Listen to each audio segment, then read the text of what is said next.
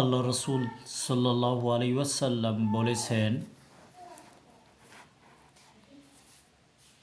হাদিসটি আবু আব্বাস রাদিয়াল্লাহু তাআলা আনহু বর্ণিত। তিনি নবী করিম সাল্লাল্লাহু আলাইহি ওয়াসাল্লাম এর কাছ থেকে বর্ণনা করেন। নবী করিম সাল্লাল্লাহু আলাইহি ওয়াসাল্লাম ইরশাদ করেছেন, আল্লাহর পথে চলে কারো দুই পা ধুলায় মলিন হলে আল্লাহ রাব্বুল আলামিন তাকে জাহান্নামের আগুন স্পর্শ করাবেন না।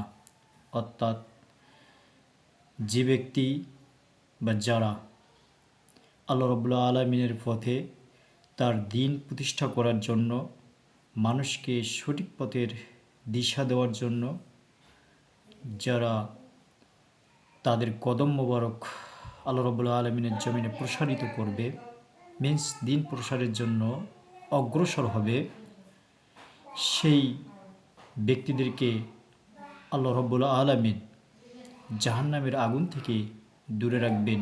অর্থাৎ তাদেরকে জাহান্নামের আগুন স্পর্শ করতে পারবে না।